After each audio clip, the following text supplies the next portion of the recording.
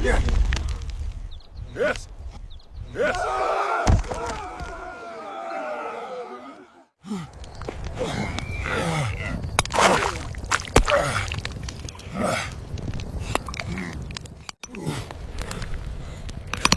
Hey friends, tonight we're uncovering one of history's most carefully hidden secrets. Imagine this. In medieval Europe, the wealthiest, happiest, and most powerful people weren't always kings or knights. Sometimes they were women, not widows forced into survival, not lonely spinsters, but ambitious, brilliant women who said no to marriage and built entire empires on their own terms. Here's the part history tried to bury. These women were so successful, so independent, that society literally attempted to erase them from the record books. But tonight, their stories return. Before we step into this hidden world, if forgotten history fascinates you, I'd love for you to subscribe, but only if these tales truly spark your curiosity. Quick question. Where are you listening from right now? Wrapped in a blanket? Or maybe sneaking in a study break? I read every comment, and your stories always make my day. All right, let's dim the lights and travel back more than 700 years to meet women who'd put today's entrepreneurs to shame. Picture London, 1287. The bustling Cheapside market, merchants shouting, horses clattering over cobblestones, the smell of spices, wool, and fresh bread filling the air.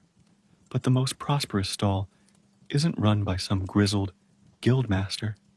No, it belongs to a sharp-eyed woman named Marjorie de Clare. She owns 3 shops, 2 houses, and has just closed a wine import deal worth more than most nobles earned in an entire year. And the kicker?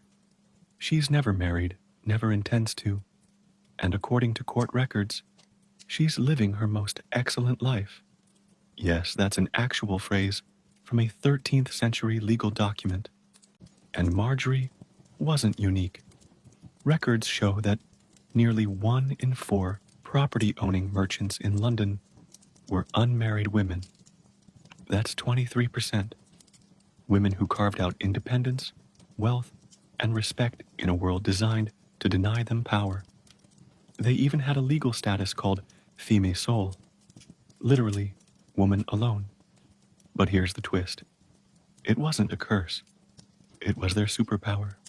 Unlike married women, who legally disappeared into their husband's shadow, these independent women could sign contracts, own land, sue in court, and travel freely.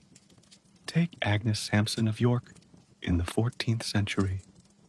She ran a textile empire across 3 countries, employed more than 200 workers, and in her surviving letters, she joked, "Marriage? I'd rather kiss a plague rat. My gold stays in my purse. Thank you very much." And the best part? These women weren't lonely. They threw lavish dinners, traveled widely, kept close friendships, and lived lives filled with learning, music, and storytelling. Isabella de Forts, for example, filled her diaries with gratitude. "I wake each day grateful that my choices are mine alone." So why don't we hear about them today? Because their very existence was dangerous. Their success challenged everything medieval society believed about women. And so, the backlash began. As we move deeper into this forgotten history, let's pause on what made these women so extraordinary. You see, in medieval Europe, marriage wasn't just a personal choice. It was a system, a contract that turned women into extensions of their husbands. Once married, a woman's property, her wealth, even her legal identity, vanished into her husband's hands. She was, in the eyes of the law, invisible. But the women we're talking about tonight, the femme soles, lived outside that system. They were free agents in a world where freedom for women was almost unheard of. They signed contracts under their own names, bought property with their own money, and defended themselves in courtrooms full of men, and society didn't quite know what to do with them. On one hand, their success was undeniable. They built textile networks, managed shipping routes, invested in wine imports, and employed hundreds of workers. On the other hand, they shattered the carefully built illusion that women needed men to survive. Imagine walking through the streets of York or London in the 14th century. You'd see shop signs proudly bearing women's names. You'd hear clerks whisper about deals worth fortunes, all signed by women who had no husbands to speak for them. These women weren't an exception to the rule. They were rewriting the rules altogether. But here's where the story takes a darker turn. With every contract signed and every property purchased, they exposed an uncomfortable truth. Independence was possible, and that truth was dangerous. Because if women could thrive without marriage, what did that mean for the entire system that kept them bound? The backlash didn't take long.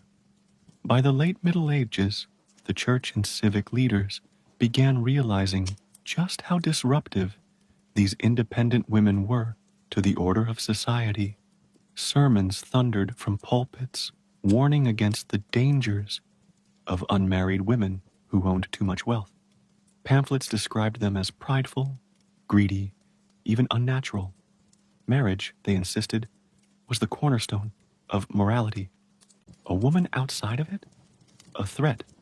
And so, slowly but deliberately, laws began to change. Guilds that once admitted independent women quietly altered their rules, making it harder for them to join. Property rights tightened. Taxes were raised specifically on unmarried women who ran businesses. And perhaps most chillingly, history itself was rewritten.